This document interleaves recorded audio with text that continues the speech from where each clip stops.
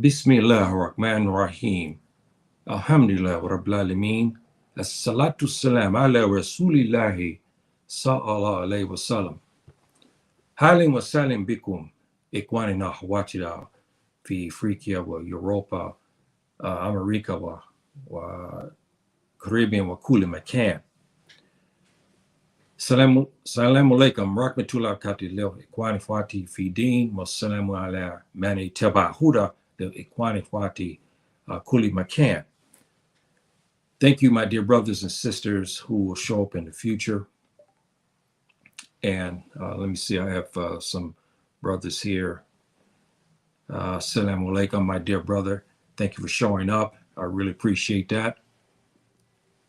And thank you also, my dear brother. Yes, I have not had the opportunity to read the book yet. It's hard to get, especially where I'm at in Morocco, believe it or not. It's not easy to get the book. I had read excerpts of it, and it's written in beautiful Arabic. And I wanted tremendously because it'll fill in a lot of gaps and questions that I had, because they were there at the time and they were on the ground level, so they have a lot of input into what had happened in the Sahel, in the Mali corridor region. So I would love to see that book and get it. I've only read some excerpts of it, and that's all. Thanks for showing up, my dear brother.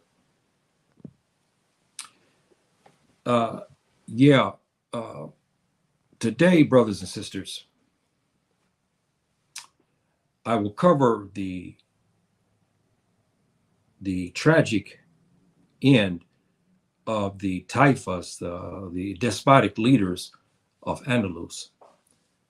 If you joined me before, you have known I was talking about the Zallaqa. I gave a big example of what happened. Very bloody war, very, very bloody. A lot of people lost their lives, but the Muslims were victorious. And this war will be just a microcosm of what's going to happen in the remaining 400 years. That the Muslim rulership will not be able to sit back quietly. They'll have other Muslims who'll come after them, and they'll also have the Christians, the Franks, who the French will also be beckoning at their doors to take them down. And in time, they will be taken down. As you know, 1492, you understand what happened at that time. Andalus will be no more. But right now, we're in the 1000s, 1086, the great battle occurred. We won. We lost a lot of bodies, but we won. And Alfonso was decimated. You know, as I explained to you what happened in that time. So our brother, Yusuf Tajesafine, is now will be controlling a large segment of land, all the way Mauritania, some parts of Senegal, some parts of the Empire of Ghana, all the way up. If you remember the map I gave you, all the way up now into Andalus. He will start to control this. And our brother is going to have his hands full. After the Zallaqa battle, he returns back to Al-Maghrib, because that's where the capital of the nation, what we call Dola Morabitoon, is in Marrakesh. Beautiful city, brothers and sisters. Very beautiful city. Unique climate. Very interesting climate there. Beautiful city. Beautiful city. Now we understand why, he picked, Abu Bakr Omar, he picked this area and to start the Dola. So now, brothers and sisters, we at a point where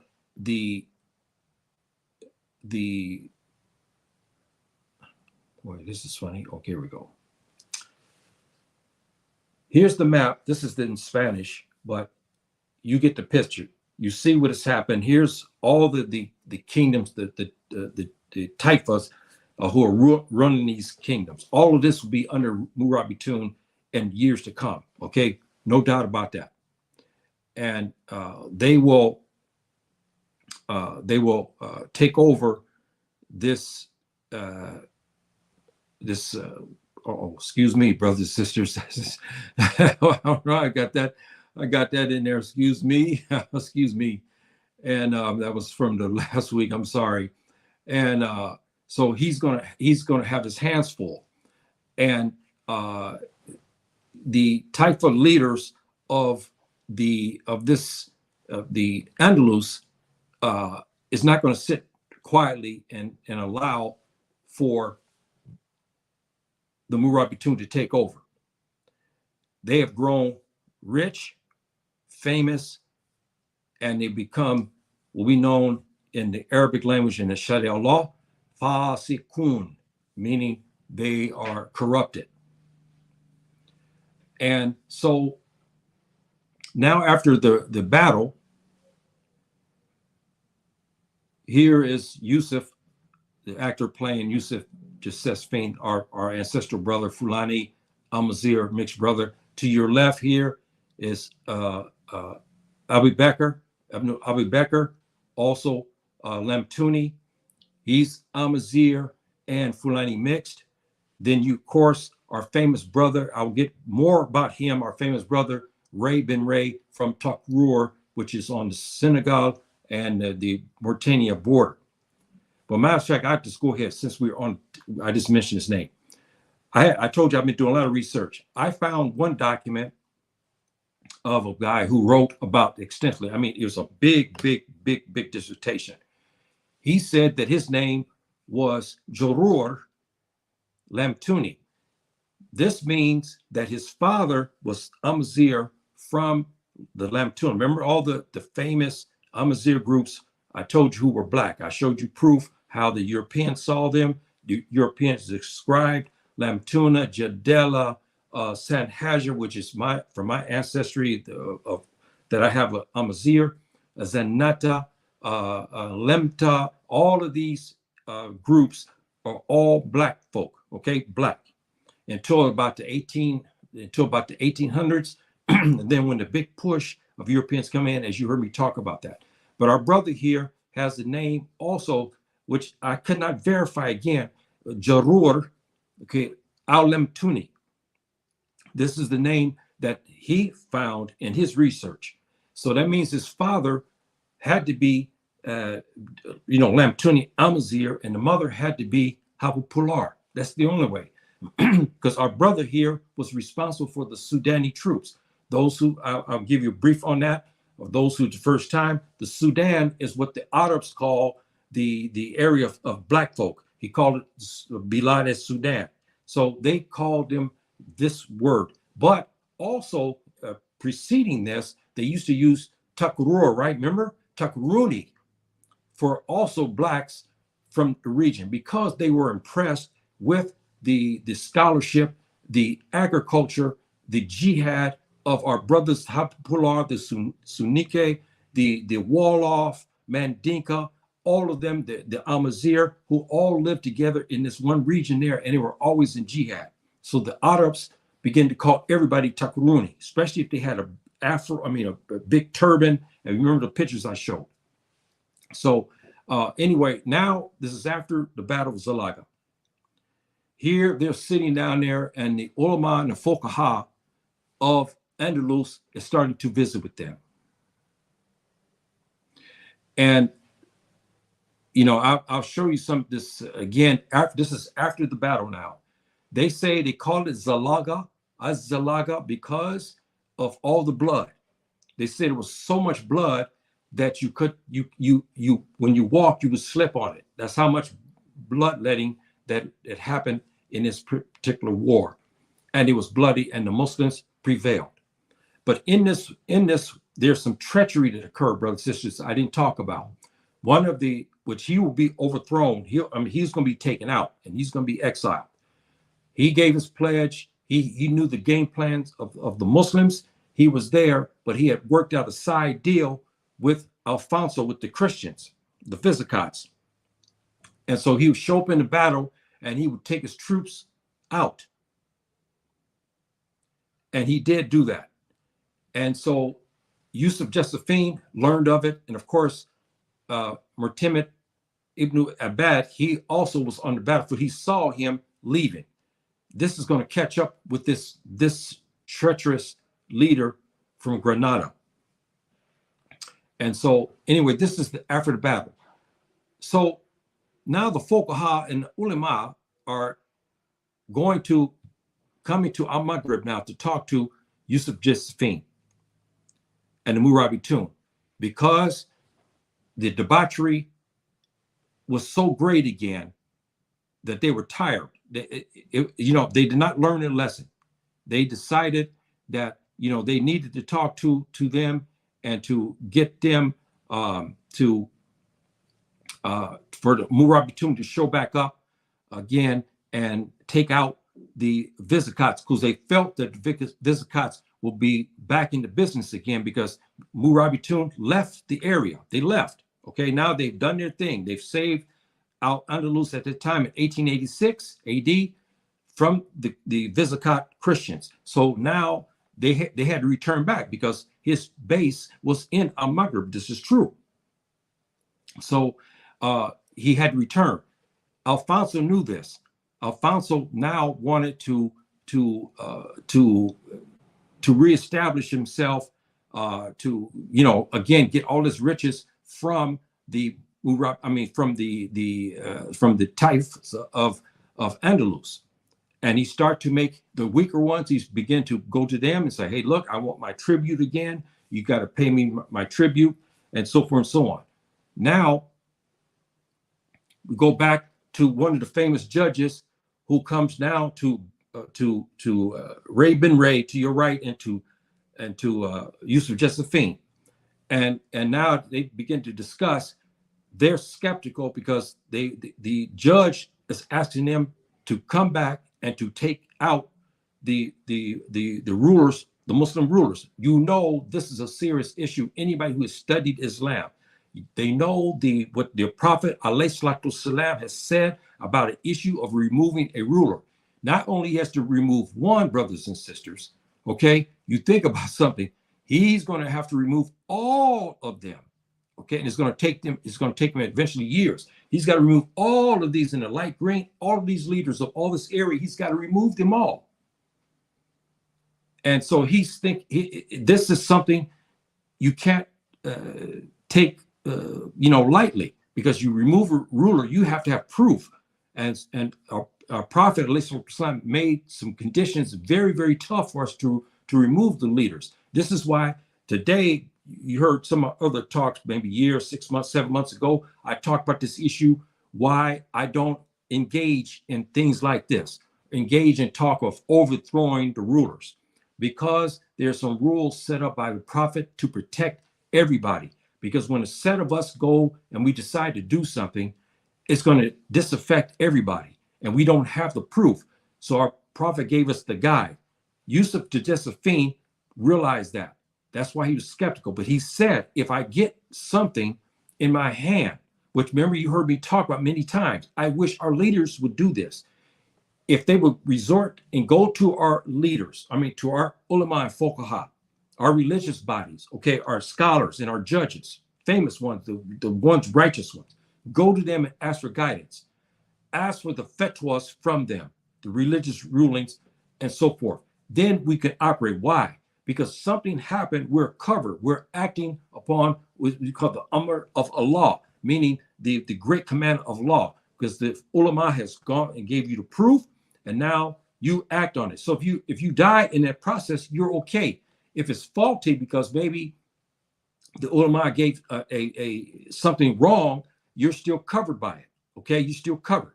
So this is why it's a very serious issue. And our brother Yusuf Josephine knew this issue was very sensitive. So even though the fuqaha was running to him a lot, and they were coming to him and justified, because all the stuff was happening. And Alfonso now was starting to creep up back into the land of the Muslims, and he started to take land again, because now Morabitoon is in Al-Maghrib. And the despotic leaders of Andalus, are not strong enough and they're divided. They could not fight Alfonso. See, Alfonso knew this. So Alfonso began to creep back into Andalusia. And he was thinking in his mind, because again, he had overestimated his ability and his prowess, because he said, I got black men coming from the desert of Morocco. They can't be too smart. So he did not have a good game plan to fight in Zallaqa, and he got his butt kicked, as you know. They said, as you heard what I said before, I got other doctors there said there was less than 50. Most of the historians today say there were 500 left out of 15,500 of the Visigoths under Alfonso was left at Zallaqa. And if you know the stories that you heard me say, and I got also reports of that the Sudani troops who you remember when I showed you coming down from the mountain range, them brothers, they said it was between 4,000 to 8,000 of them. And Yusuf Josephine laid them back for a reason. They were fresh. They waited until the time was right. Now, when they had them surrounded, the other reports stated that, yes, they had to surround it, but it was the Sudani troops who came out. And you can imagine this, brothers and sisters. They're sitting there. Remember the picture that showed they're sitting on top of a mountain range, okay, a low mountain range, beating the African drums. Boom, boom, boom. And here's these Visigoths. They're Tubab. They have not heard such a thing.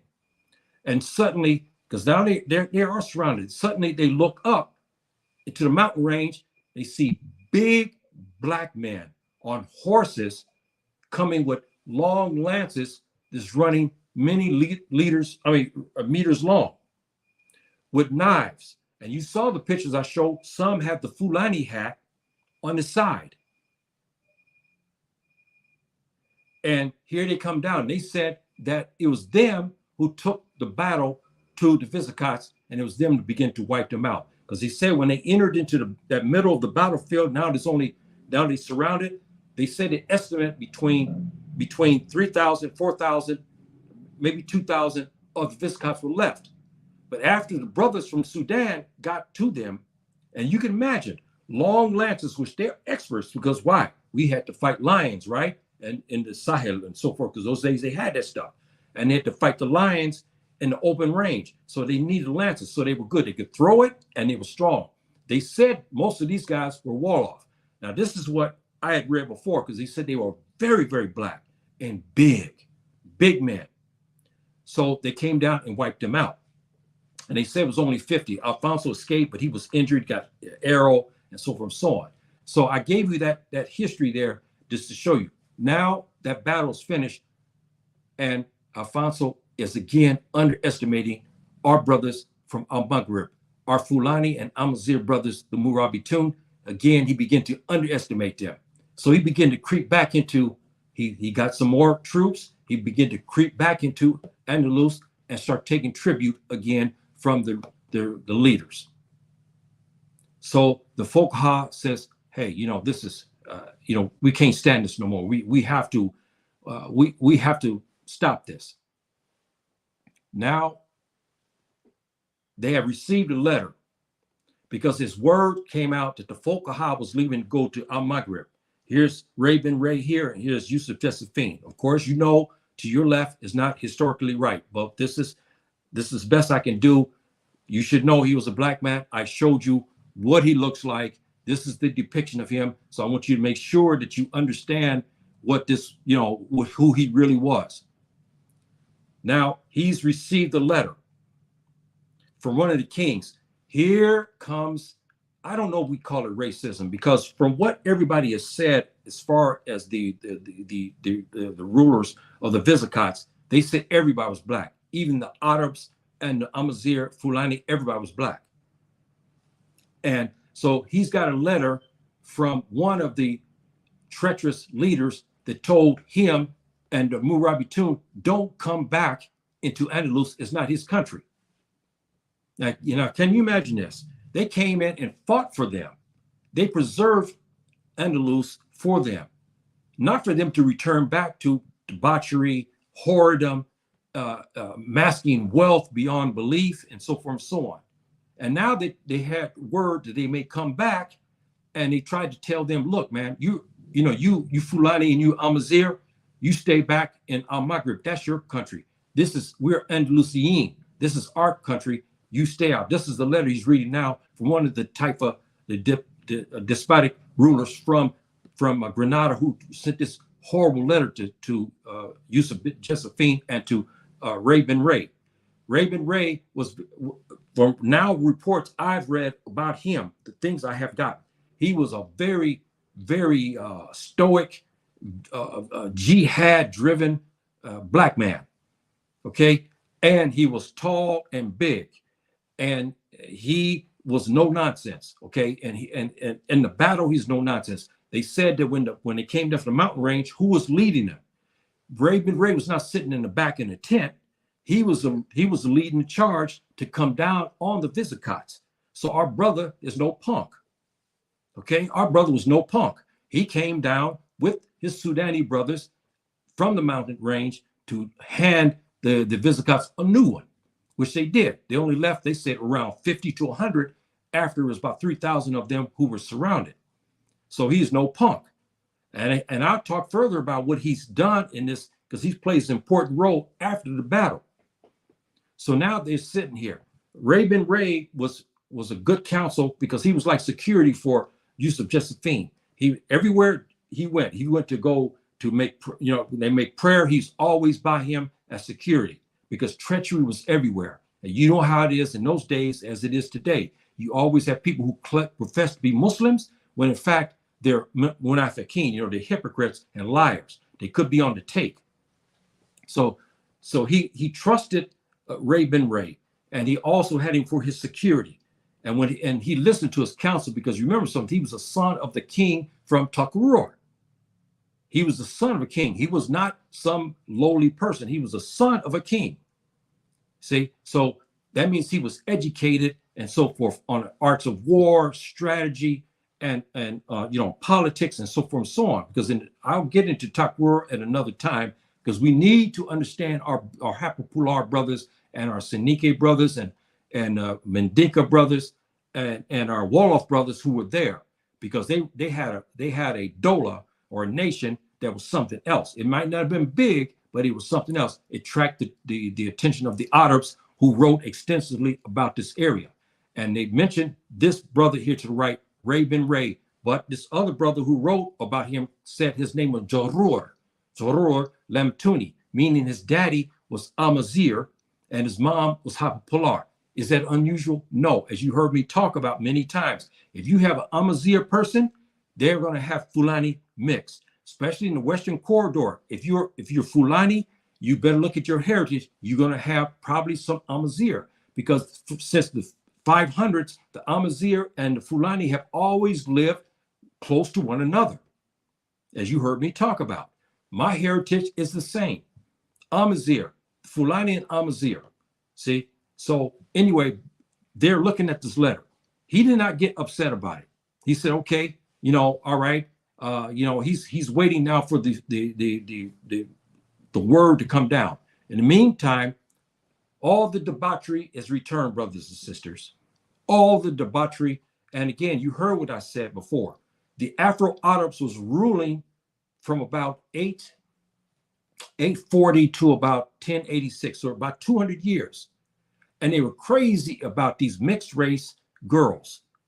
They were Melungeon. You heard me talk about these girls before. They were Amazigh, Fulani, they were Spanish, and now Arabs. They were mixed up. You have some light-skinned, some dark-skinned, and they were the ones who filled the castles. See, and many of them also had children as well. So they had debauchery continued. And so now we have a picture that Yusuf Josephine and Morabitoon are sitting back in Al Maghrib, waiting for a fatwa.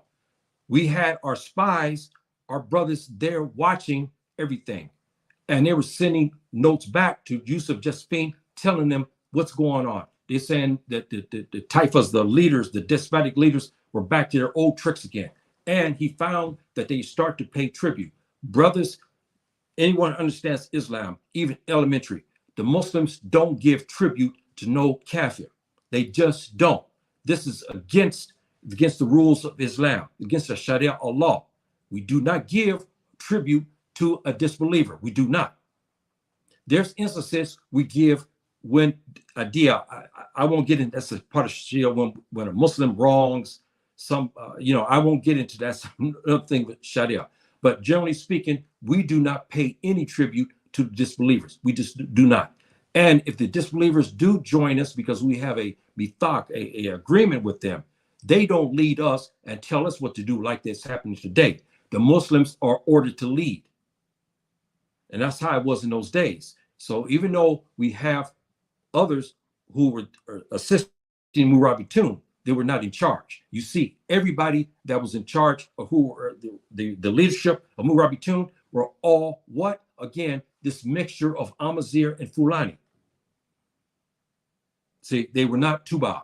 They were not Kufar, or they were not from the Juju, or they were not from the other African religions, nothing like that. You were Muslim and you come from this region, you were part of Morabitoon, and that's it. You're not from them, you can follow, but you cannot lead. That's the rules, and that's the way it should be. So now they're waiting for the fatwa to come down. And Ray bin Ray is starting to really talk a lot to our brother Yusuf Josephine. He's telling him, hey, this is what we found out. This is what we got. I went to one of the councils. I found all of this wealth. He's talking about this. And they talk about this in this document. Ray bin Ray came over to one of the taifas. He came inside and they were showing all their wealth. They had so much gold and all kind of minerals and all kind of rubies, or I don't know, all kind of, I'm not up on a lot of the minerals and stuff like that, but it was stacked up high. Ray bin Ray saw this and he was very disturbed, because about Muslims and all this gold and stuff like that, it should be passed out. And what has happened, why they have problems in those 2 years, the Afro Arabs, because they never gave the wealth to the people. The people suffered greatly under their leadership. See, and they were waiting for the chance to even the score, because they have been mistreated for 200 years under the Afro Arabs. And they have no wealth, and here they have their daughters working inside the castles. These guys come out with gold and everything else, and here they're barely surviving. How can they allow that to happen? When you have all this kind of wealth, how they could not let the people take some of the wealth they should under the Sharia law. So now we're at this point, brothers and sisters, where the fatwa is now given to Yusuf Josephine. And so I'm trying to find it here. Okay, here. Now we're on, brothers and sisters. Now we're on. Here in the center here is Abi Bakr, bin Abi Bakr, one of the generals and a relative of Yusuf Josephine. The fatwa has now been issued. The Fuqaha ulama of Maghrib, the Fuqaha ulama of Andalus have now issued a joint fatwa, giving Yusuf Josephine the authority to come back into Andalus to take it over. And so Yusuf Josephine was still hesitant because, again, he's going to have to move. Yes, they may be corrupted, but they're still Muslims. And to move your brother from power is a serious matter, not like it is today. The Tubab give an answer, the Kufar give an answer, and it's you do what he tells you to do. He was not driven by the Kufar. He was driven by the Sharia law. He was worried about that. He said this in documents. He was concerned about going in to take out these leaders, even though he knew they were Fasikun. He was wondering how he can save it. But Ray bin Ray, who was there, who was helping him, was over there. He began to see things, and he was shocked. Now he had seen all he needed to see. He came back to Al-Maghrib to brief his brother, the Amir Muslimin Yusuf Josephine, to brief him, urge him, we got the fatwa now. Let's go back into Andalus and let's take it and take for Islam and remove all of this corruption and bring the wealth back to the people. He listened to his brother because he trusted his brother and he knew his brother was wise counsel. He talking about Ray bin Ray. He knew that. So he listened to him. And so now they're getting ready to go back into the to Andalus, and this is a sad time, brothers and sisters, because I'm gonna tell you what was going on. The same as like they happened today. While the Morabitoon was preparing to come back in Andalus, our Muslim brothers there, ancestral brothers, began to work out deals with the Kuffar, with the Visigoths, to help them to fight the Morabitoon, just like it is today. This is sad, brothers and sisters, because what's going to transpire when the Morabitoon come back in, per the fatwa, to come back into Andalus to fight who? The Visigoths, and now take out the despotic rulers. Many of our brothers from Al-Maghrib, our Fulani and our Amazigh brothers, will be killed in the process from their own brothers. For their own Muslim brothers will kill them. This is why it's sad, because we look at that, and even way back, this is the 1000s, brothers and sisters, this stuff was starting to happen, like we see today. Muslims today, Muslim rulers, they, many, they don't care. They'll kill a Muslim quicker than he can turn off a light, but he won't touch the kuffar, but he'll touch and kill another Muslim. These rulers wanted to stay in power. They had nothing to do with Islam. Yes, I'm not going to make takfir on it because they passed on, but we have to say they're Muslims. But when you know the Islamic rulings, if you go to aid the disbeliever against your brother, you have now apostated from the religion. Unless you have excuses where you're forced at gunpoint. But this is a serious matter. And Morabitoon, our brothers, now our Fulani and Amazigh brothers, will be killed in vain, so these leaders can stay in power there at Andalus. This is a dreadful situation, brothers and sisters, dreadful. And you can imagine, here they fought with their brothers Morabitoon against the Visigoths. Now our Muslim brothers in Andalus are joining forces with the Visigoths. They are kuffar to fight their brothers coming from Al-Maghrib, to keep them out from taking power.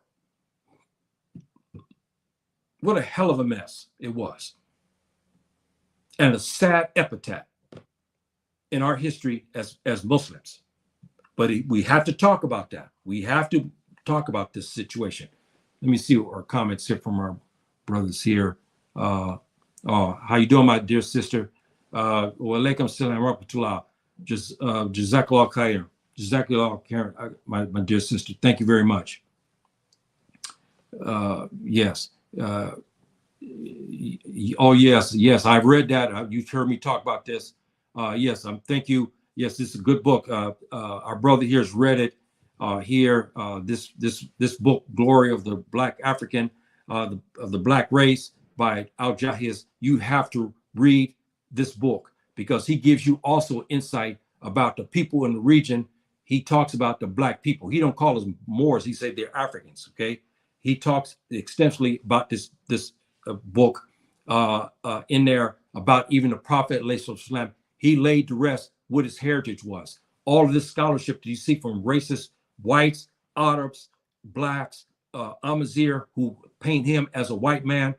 Al-Jahiz was there. He was 100 years removed.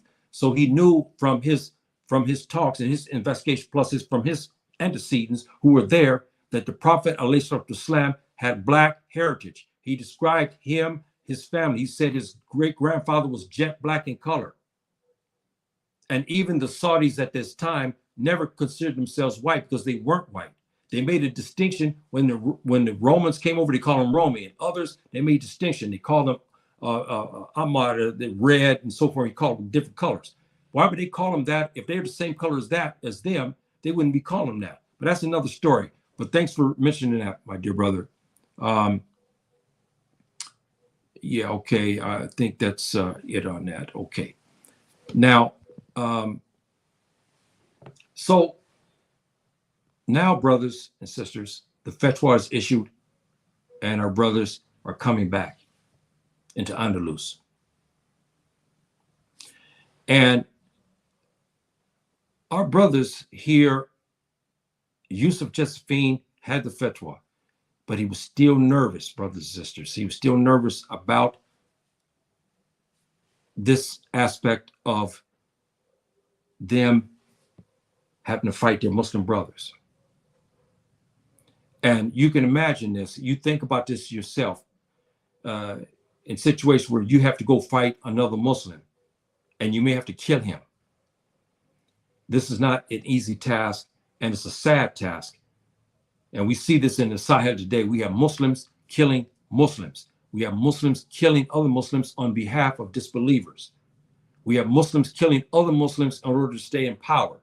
This is the same thing in Andalus, brothers and sisters. It's the same thing. This is in now we're talking about 1091 or so, around in there AD. So we had the same problems then as we have some of the same problems we have today. The difference is that our Muslim rulers who were ruling at this time ruled under the Sharia. So it's a big difference. So now we have this situation to come down, and now they've entered the fray. They're coming back into Andalus, and they said, hey, you know, this is time now. I got my fatwa. I need to make some actions. I need to do something to start to get things going. The brother here is the head faqih of Andalus, who is explaining the fatwa. Now, Yusuf Josephine has now entered back into Andalus. He was one of the vocal ones who kept coming to Yusuf Josephine. He even went to Al-Maghrib to discuss it with him. He's Amazigh. And he began to discuss with him about the fatwa.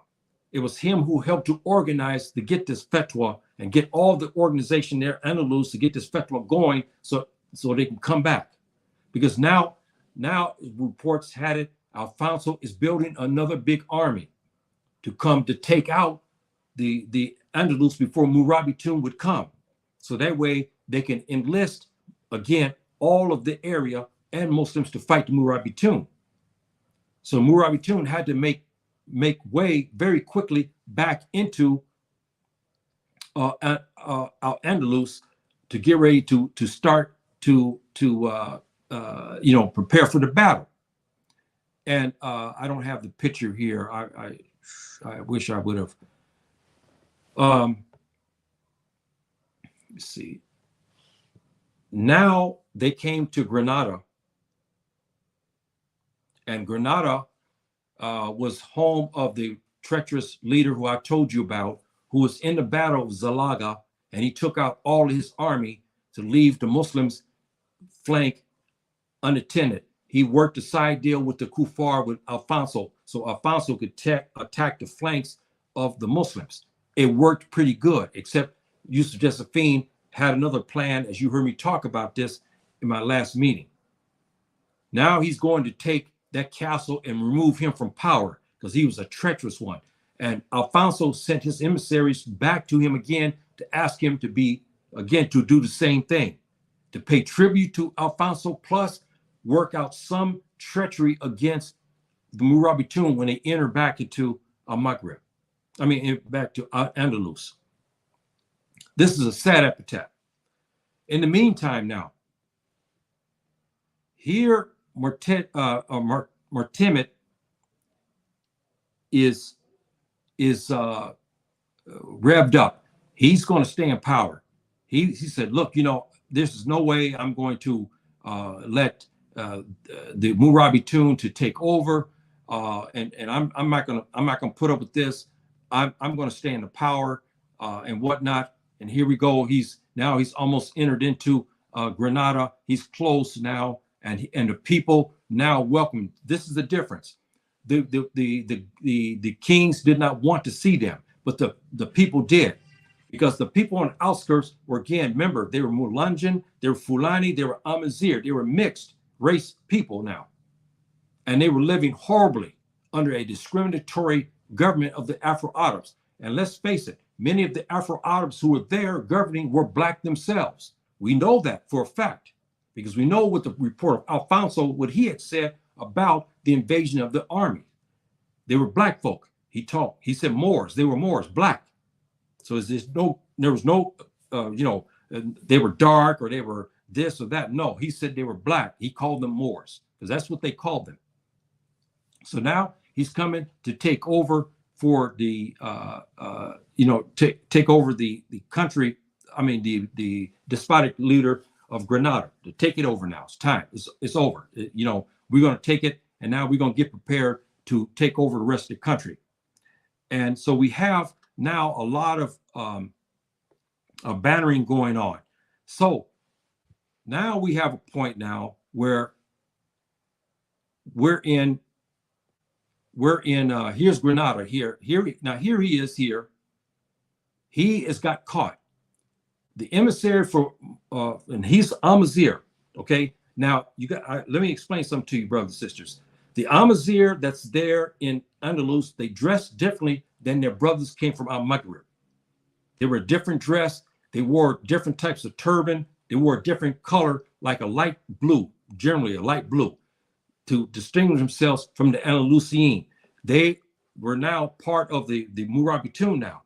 So he sent an emissary to this treacherous king to your left, who left the battlefield, okay, left the Muslims flank open so Alfonso would come to attack him, which he did. And now he's getting ready to do, again, Alfonso sent emissaries that had him to make some more treachery against Morabitoon.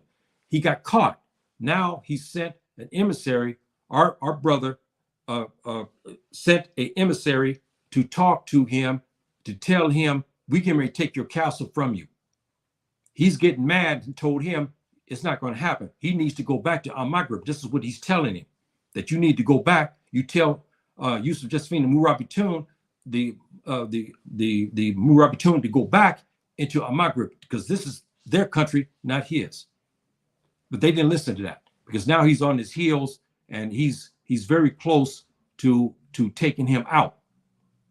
And so now we are at this point, brothers and sisters, where now it's going to get interesting. He sends Ray bin Ray to start to talk to some of the Taifa leaders. And if you heard me talk about this brother, he just finished years back now from Zallaqa with the Sudaniyin, right? And he's a man of war, because in the Takrur region where his father was ruling, they were always in jihad. They were fighting against the Empire of Ghana and all this, okay? He was always in jihad. He's the son of a king. He was always in jihad.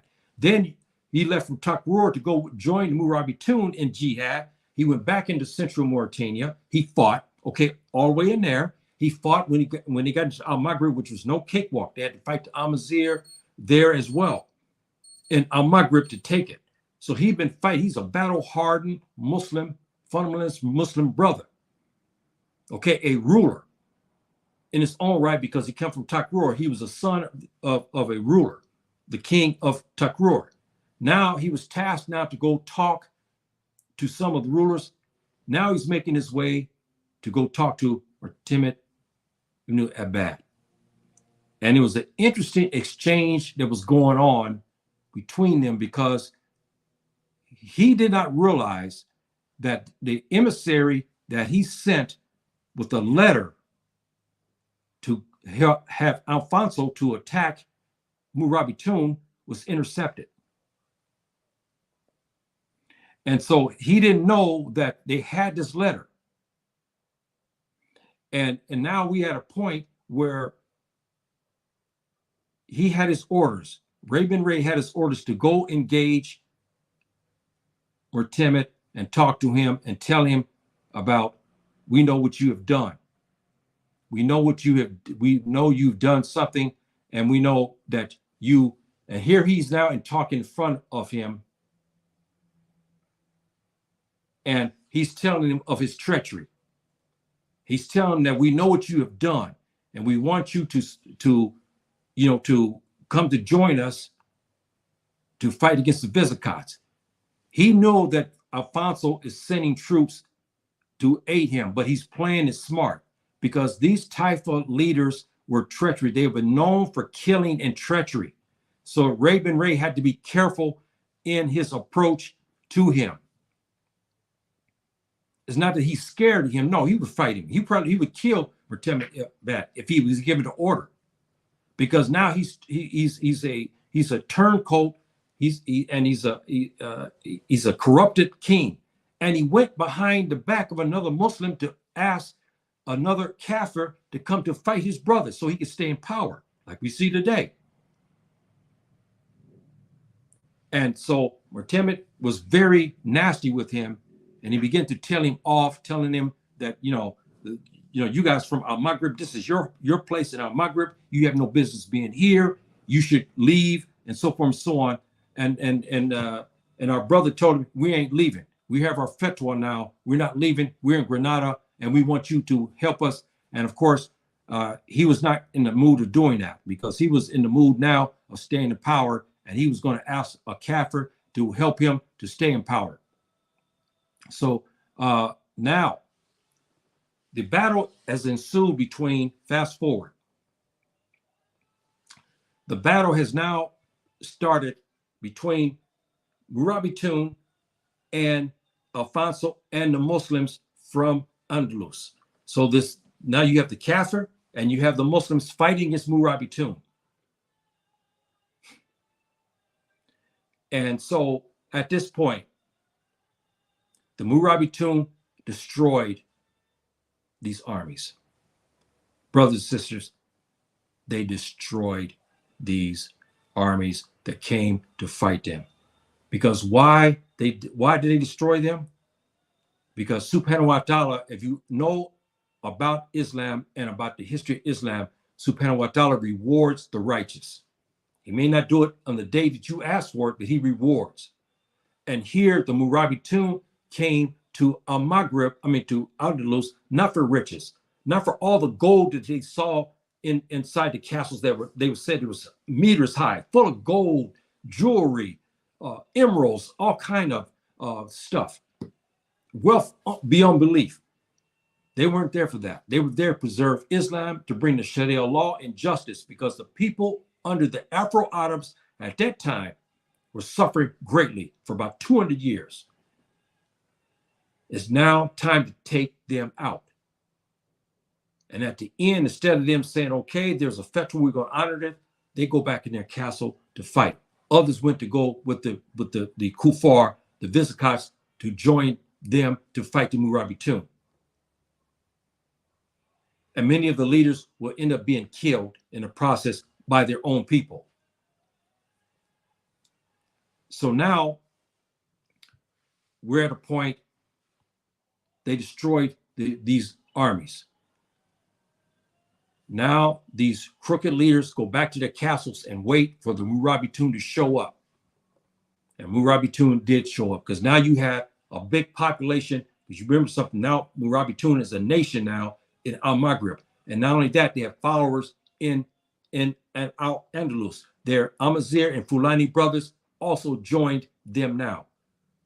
Some say the estimates of the army that came was between 30 to 50,000. Some say 50,000 is too high, so you will use a lower estimate of 30,000 showed up. That's from Al Maghrib alone. That didn't count for the thousands of Amazigh and Fulani and Melungeons who also aided them. So they had a big army. And they meant business, brothers and sisters, because now it's time to remove these leaders. They had a fatwa. They were right Islamically do it. They were right under the Sharia law. And they meant business. So they ran to their castles to hide and to try to defend their castles to stay in power. Alfonso was defeated. He could not attack them anymore, because now most of his paid army, because he took the riches he got again to pay for mercenaries to come in, Franks other Spanish and other areas. They came in and they got their butts kicked. They got decimated quickly by Morabitoon. They decimated, plus the brothers in Andalusia. Now, let me tell you something. We've been talking for weeks about legendary Tubac troops. There were whites also who were Muslims who came to fight in Andalus. Yes, they converted to Islam and they are brothers. Bottom line, when they take the Shahadatain, okay, it's over. It has nothing to do with race. I don't care who you are. Once you take the Shahadatain, you are a Muslim.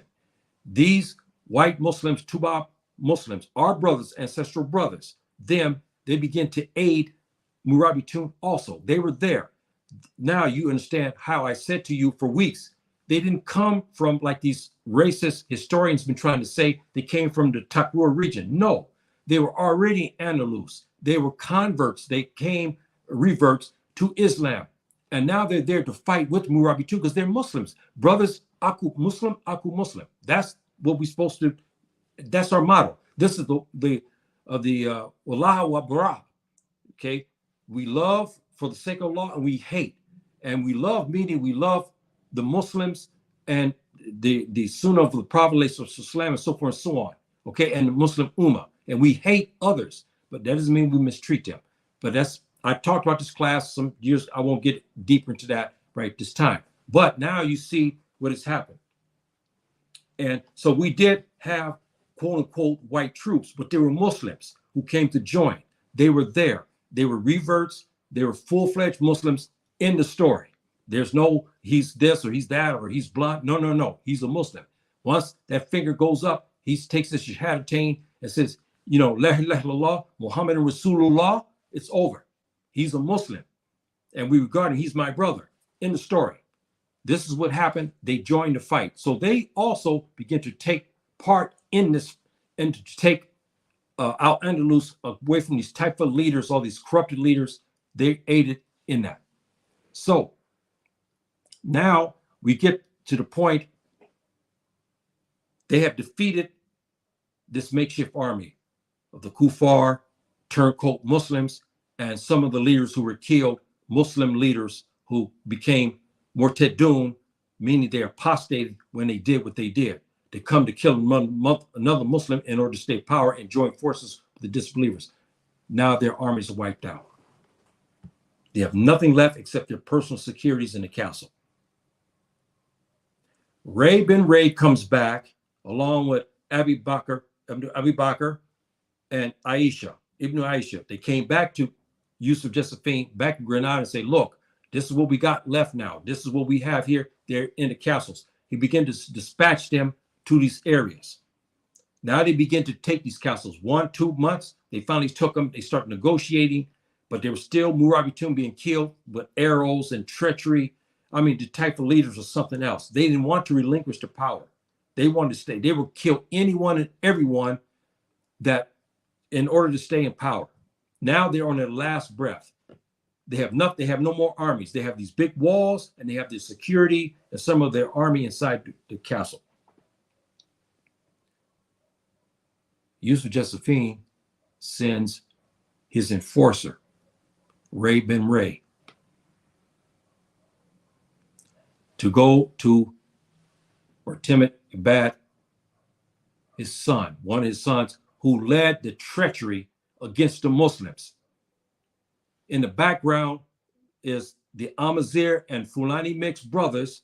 Okay, if you looked at the real life of this, these people would be very black because they were black and brown color. Okay, but of course this is a show, and they can't find that many. But you understand, you have Sudani troops, and you had Amazigh and troops there. They came on the order of Yusuf to go seek out one of the most treacherous of the sons of Mortimer Abad, who orchestrated, who killed Muslims on behalf of his father in order for him and his father to stay in power. Now he's face to face with a hardened Sudani Takrur Muslim, Ray bin Ray. He's now in front of him.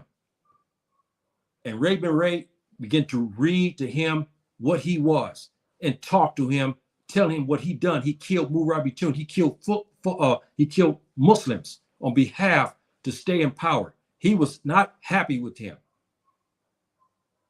The story has it that the son, because of his arrogance, said something to Ray bin Ray that had to be disparaging. And so Ray bin Ray did not take that lightly. He's been fighting now for the last couple of months against the Visigoths, against the turncoat Muslims. He was not in the mood of taking any more stuff from these Fasikun Muslims of Andalus. And he had enough. And so he goes to the point now, he tells him, okay, you said this, you're not repenting from this. You said this, you're talking against your Muslim brothers, you killed your Muslim brothers.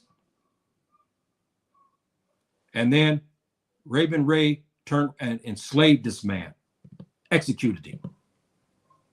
He executed the son of, I don't have the the other picture here. It looks like they removed it here, out of here, because I had it, but I don't know what they took it out. But he killed him. Okay, here it is. I got to put it back in here now. Here, he's about ready to kill him now. He made judgment on him. Now you say, well, that's kind of harsh. Yeah, I didn't know you Muslims do this. Well, let me explain something to you. Did you think this is something that didn't happen before? It happened. In the early stages of Islam, Khalid Saifullah, and anyone understands the history of Islam, they know Khalid was the sword of Allah. We all know that, Rahim Allah. We know he was the sword of Allah, never lost a battle. He was the avenging angel, so to speak. When he came across turncoat Muslims, the leaders he returned back to be judged by the Prophet ﷺ or by Abu Bakr, rahimahullah. The others, lesser than that, they executed them. Okay, bottom line, because they have turned their back on the Muslims, they aided the disbelievers against the Muslims. So he's under precedent at this time to take him out because he killed Muslims on behalf of the Kafir, killed them. So Ray bin Ray now, oh, here we go again, brothers and sisters. I got to get out of this. Oh, boy.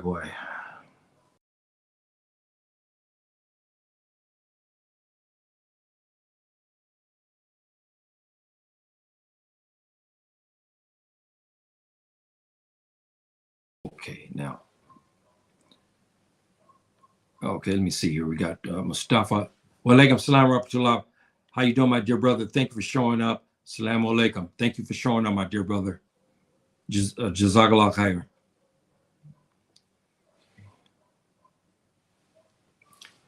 Now, we, at this point, brothers and sisters,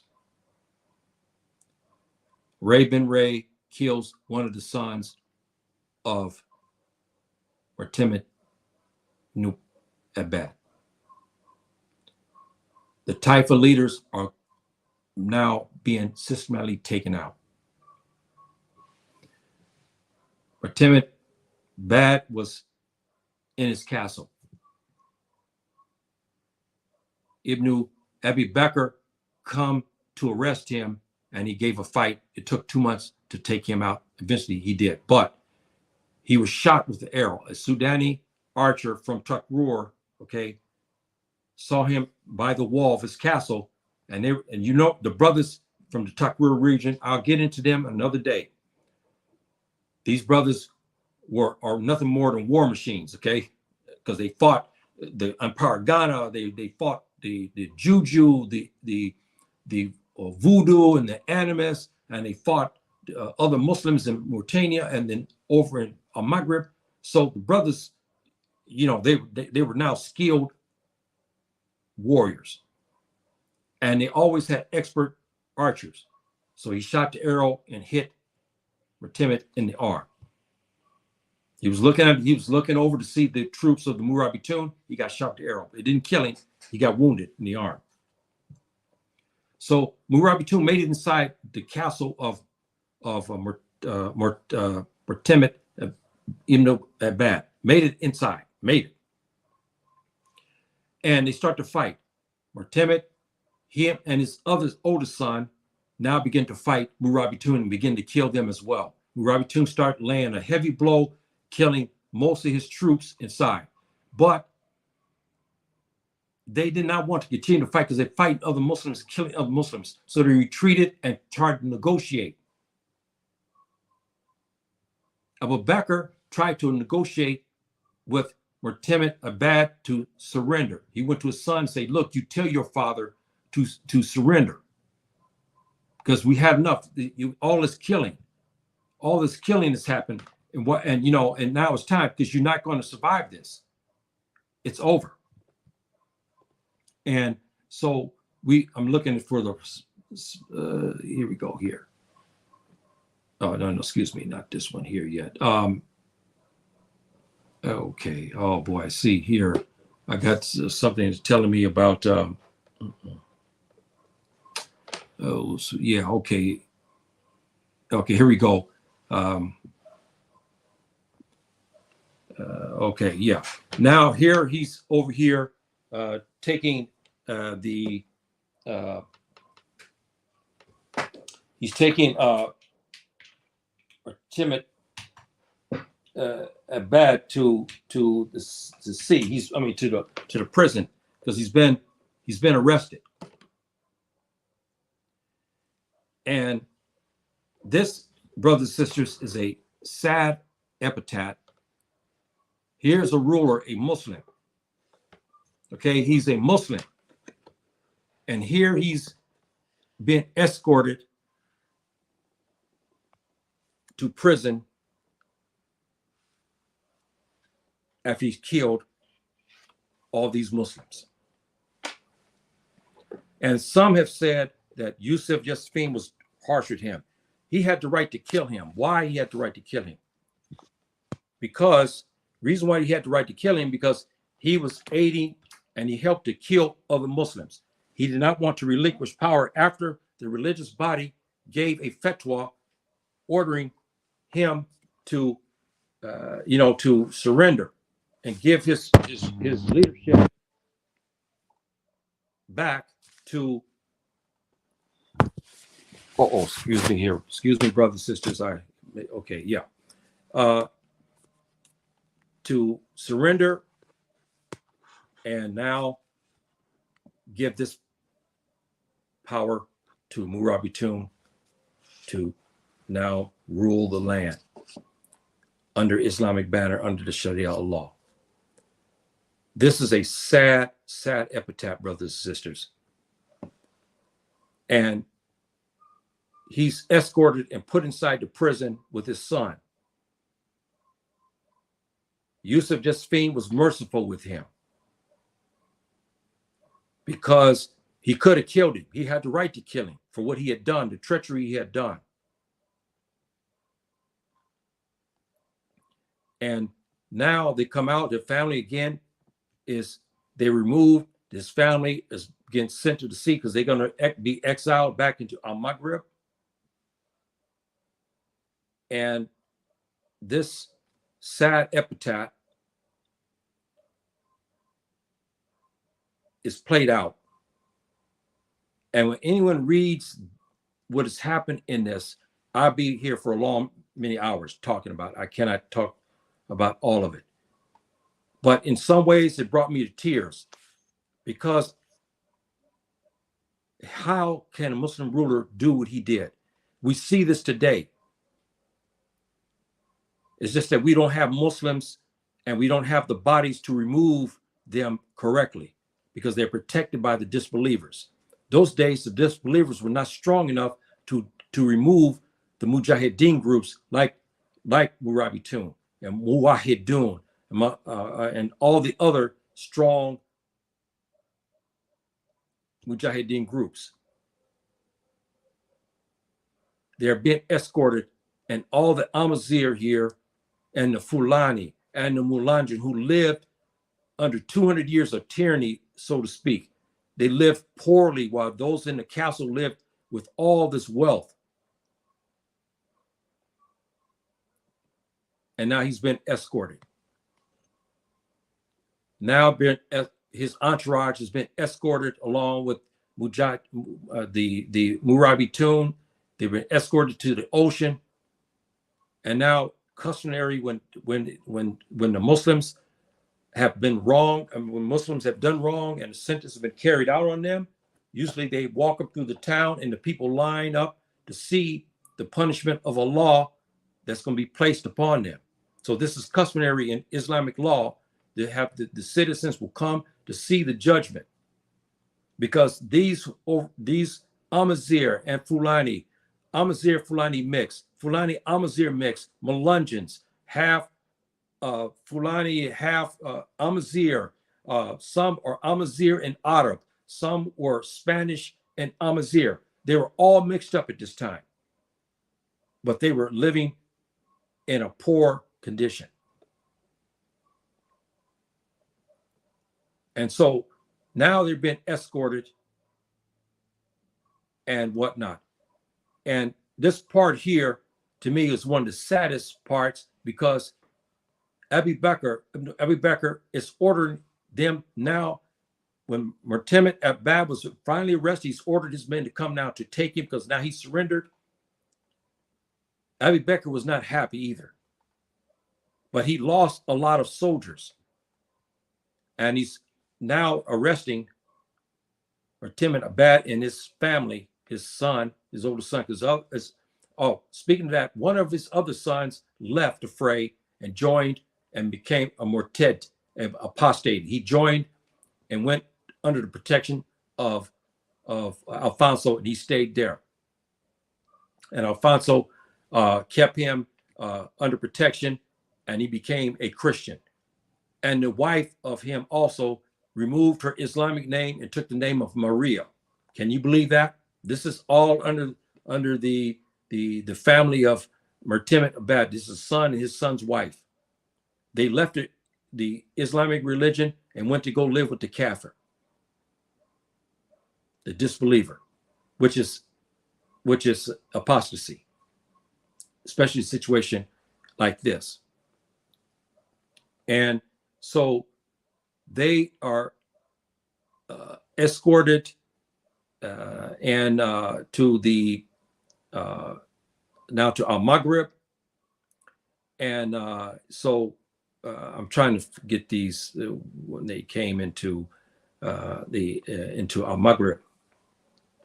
They came into Al-Maghrib now, and it's a long journey from the ocean, because those days they didn't have cars. Remember, they only had camels and horses, or they had to walk. They had to use their feet to walk. And so now they had to look at how they're going to live, because they lived in wealth. Now they're going to have to live simple, because the Morabitoon, remember, brothers and sisters, they stayed and lived in what? Not in splendor, even though they became rich, but they still remained very, very humble. And their surroundings, they lived in the Kasbahs. They did not live, extravagantly like their brothers did in Andalus. And so he is going to have to adjust to this. And there's reports that said that when he came here, some of our haters said that he was mistreated and everything. But reports we have here in Morocco, it was not the case. He was free. He was in an area outside of Marrakesh. He had his house. He could come and go. As a matter of fact, they said he was the imam of one of the masjids. So he must have made Toba, because we have a masjid named after him. See? And so how could we have a masjid named after him if he did this, and if he did not make he didn't make his Toba, which we believe he did, because he was walking around, he was free. And so now, he was going to the masjid. He has a masjid named after him and everything. So this is, again, brothers and sisters, something that we should understand, and we should ponder on what happens in situations of history like this. We must review things like this, even if it's painful. We must admit our faults. Here we have Muslims killing Muslims. And the Muslims of Andalus were wrong in this instance because they joined an illegal order from their king to fight their brothers in order for these guys to stay in power. They were going to die in order for their rulers to stay in power, and this power was overruled now by a fatwa. See, and they were ordered now to relinquish power, and they didn't want to do it. So many of these Muslims died in the process of protecting their king in order for them to stay in power, which they did not live. The military did not live good either, because they were not paid very well, except the generals and so forth and so on. They were paid very well. But again, this is something that we have to talk about. Now, there's also some other situations that happen. When Morabitoon was about ready to take out all these leaders, the Amazigh, the Fulani, the Melungeon, all the people who suffered under their rule began to raid the castles. They began to hit the castles to steal the wealth, which is wrong, and they began to arrest the family. Timid Abad's daughter, who was the darkest one, I can't think of what her name was. She was arrested and sold to now some of the aristocrats who were still available, who were still living there in Andalus. Here she was stripped of all of her garments because she was living in wealth. And so here she's stripped of her wealth, and now she's on the slave auction block, so to speak, and she was sold to an aristocrat who saved her because he did not ravish her. But the others, you wonder what happened to the women inside the castles. The women inside the castles were sold off, and it wasn't there. I don't know how we could judge them, but they were sold off, and into servitude with some of the aristocrats. But I think they probably were saved when when Morabitoon finally took over and whatnot. But again, I'm not sure their fate. But many of they were not worthy of marriage because they had been living in sin. And I don't know if they were basically many of them were harlots. They were known for excuse me, brothers and sisters, excuse me. They were known as harlots living inside the castles. So this is again a sad epitaph, brothers and sisters, because when you look at this situation and you see what has happened to a Muslim, you see when he disobeys the orders of Allah. You had a fatwa because he lived in sin. All of those type of leaders lived in sin. They carried out their sin by ignoring the fatwas. They were given the fatwas from the ulama of Andalus and Al-Maghrib, telling them to relinquish power. They didn't. They went to the kuffar, they went to the Visigoths, the Christians, to ask them to assist them to fight their Muslim brothers from Al-Maghrib, or Fulani and Amazigh brothers, Morabitoon, to fight them in order for them to stay in power. The ruling of the Muslims. We must talk the truth, even when it's against ourselves. Even when it's against ourselves. In this situation, it was against ourselves. It's history, yes. And we should ponder that history and what happened, and we'll learn from it. And when Mortimed Bad is now, he's in Al-Maghrib, he's exiled, and he was treated kindly. He was given a house, and of course, our leaders want to say that he was living in squalor. That's not the case. It's not the truth. He did not live in squalor.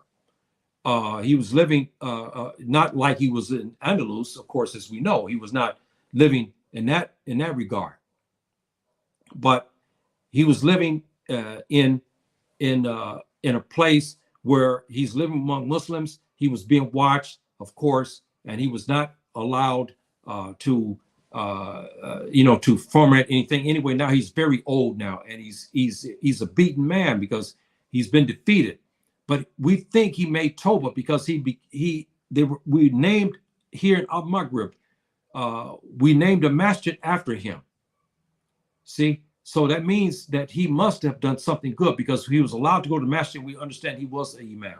This is what we heard.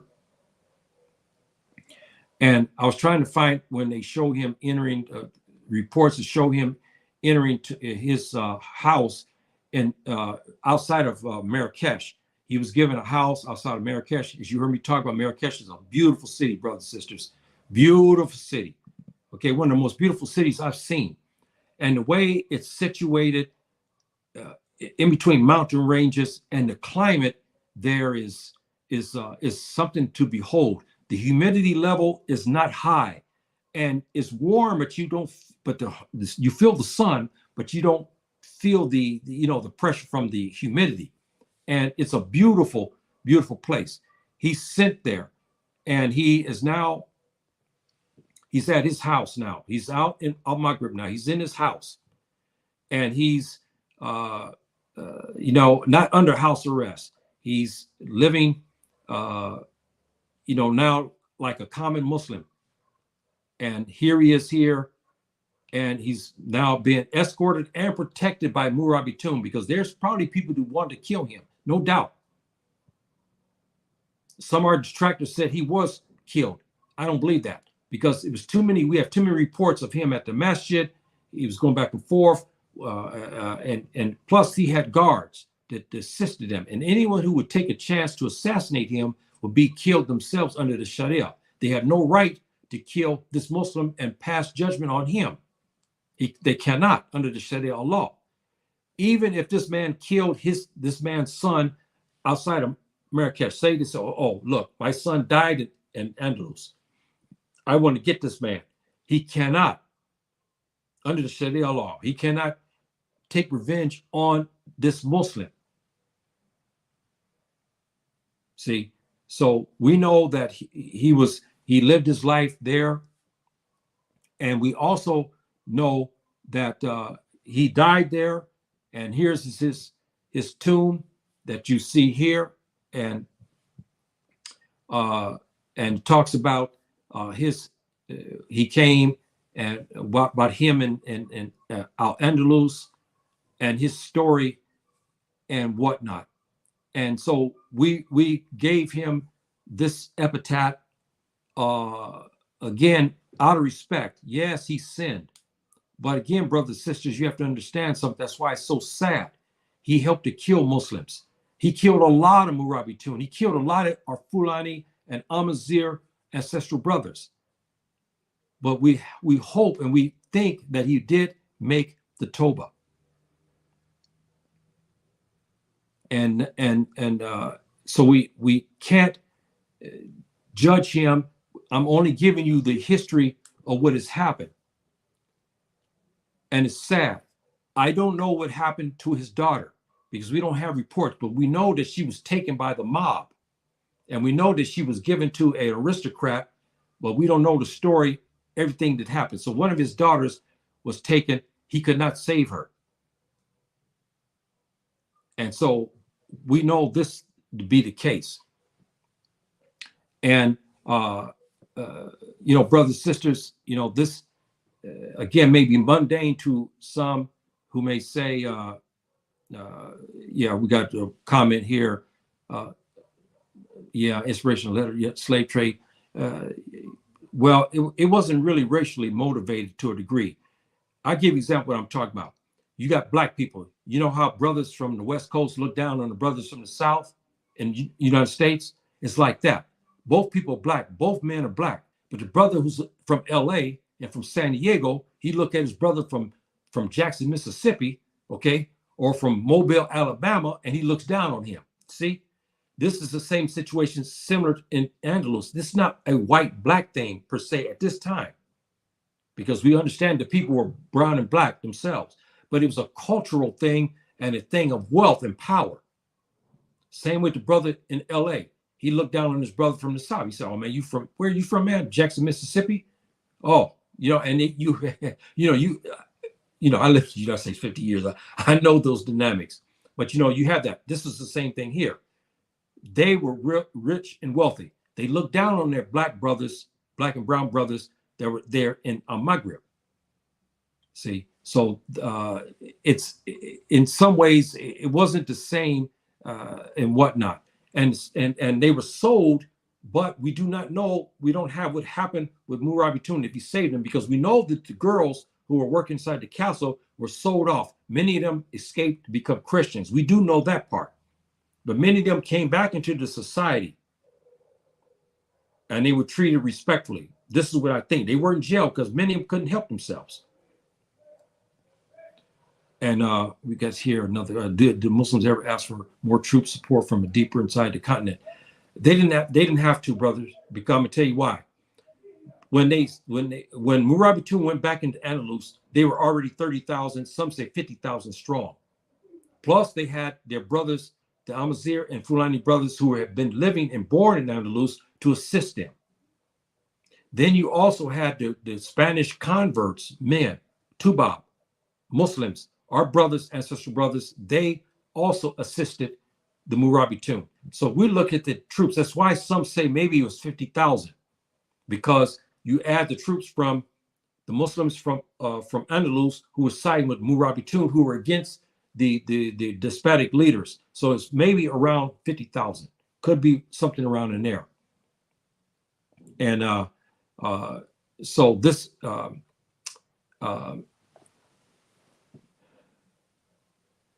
this story, brothers and sisters, I brought it to you. I'm long and I'm getting ready to close. It's a sad one, because if you spend a lot of time reading about history like this, and you can only imagine you're there, and you can imagine in Maghreb, our Fulani and Amazigh mothers whose sons went into Andalus only to be killed by another Muslim in treachery. I can imagine what our ancestral mothers must felt, especially when they seen the exiled leader. There was 2 or 3 leaders exiled, brought into Maghreb. I don't know how our ancestral sisters, mothers felt about that, but you can imagine how it was, because many of our brothers did not return back to Takrur. They didn't return. They died there in Andalus. Some died in Zallaqa. Others died from the treachery of the so-called Muslim rulers of Andalus and the Visigoths. So this epitaph is a sad one, especially when you begin to read all the documents I have, and there's a lot to this. They're going to be fighting for many centuries to come. This is not the end of it, brothers and sisters. The Morabitoon will enter into more wars in order to preserve their reign, the Islamic rulership there in Andalus. And this is going to be a very, very difficult fight for them, as I showed you that map last week. Assalamu alaikum, my dear brother Matthew. Thank you for showing up, my dear brother. And again, brothers and sisters, it's a sad epitaph. When Muslims kill other Muslims wrongly, not for the Sharia law and bringing somebody to the Sharia, but fighting and killing your brother in order to maintain your wealth. Not because he's a burglar, because you want to stay there and you enlist the disbelievers to aid you in killing your brother. This is why it's a sad epitaph for us as Muslims. this type part of the history. We prevailed. We got over it. Morabitoon stayed there for 100 years. And then, brothers and sisters, you have to look at it, and I will close. In 711, our Fulani Amazigh brothers went into Andalus to preserve it for Islam, to bring justice. We were ruling for 100 years to about 820, 830, around in there. The Afro Arabs replaced our ancestral brothers, and they ruled for about 200 years. 1086, the Morabitoon, again, from where? They're who from Amazigh? They're from Sanhaja, right? Lemtuna, Jedela, and Lemta. There's some other smaller ethnic groups of the Amazigh. And then we had the Hapular or Fulani brothers. We had Wolof, Mandinka, Sinike. We had all those also were joined the Morabitoon. And now, 1086, we're back into power again, and we will keep this power until we are ran out of Andalus in 14, I can't remember, 1490, or I can't remember now what the date was when the Spanish finally took all of Andalus, because now Andalus was weakened. Morabitoon will lose power because they fell victim to the same disease that their predecessors fell. They became rich, lazy, fornicators. They worshiped their wealth. And then another group from Al Maghrib would take it, Muwahidun, and they will hold it. Mahdiyin, they come in behind them. They will become weak, and they will stay in the power until they're finally driven back into Al Maghrib, and the Spanish now took over. See, so this is going to be a fight. It's a game of death that happened in Andalus. And we finally lost after 700 years. We had it because we became weak. You heard my talk about Andalus. The debauchery was so great by the 1200s and the 1300s. The debauchery in Andalus was off the charts. You think San Francisco, California had something? It was bad. Okay, very bad. Importing harlots from the north, all kinds of stuff, stripping them, examining them. Okay, you understand what I mean as a man, examining a woman. These now they were selling these women, these European women. They were flooding Andalus with these women. These traders would take the harlots from England, from Ireland, and all over the place, and they flooded Andalus with these women. And our brothers had money to spare. And they began to take these women, and they put them on the market, and they stripped them down. So anyway, this is, brothers and sisters, this is about the last of it here.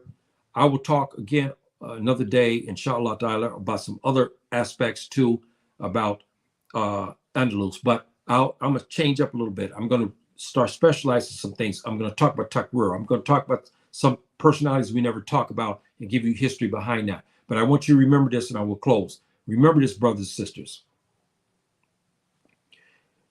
We have this history taken from us. I'm reviving it so that way you can see it. Now you can do your research to revisit this issue, to know that you, Fulani, you, Wolof and Mandinka and Senika, you were there. You were part of there. We said the earlier part they said some House of Brothers were there as well. But to make the point, the Moors were black. We were there. We took control in 711. We ruled for 100 years. We came back to rule again in 886, and we didn't relinquish.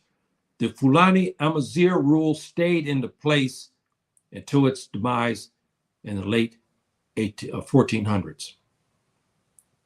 See, so I wanted you to give that history, brother and sister, and I hope you enjoyed this. If you like this type of talk, please subscribe to me, pass this tape, because you see this is solemn. This is a solemn time. Even though it's past, it's a history that is gut-wrenching, especially when you read all the documents I have read. If you read this and started doing research, brother, sister, the treachery behind it and to kill Muslims behind this type of treachery, it's sad, very sad. Okay, my brothers and sisters, thank you for showing up. Oh yeah, I got one question here, brother. Hello, how you doing, my dear brother? Thank you for showing up. I greatly appreciate that. So, my dear brothers, I'll leave you with this. Assalamu alaikum.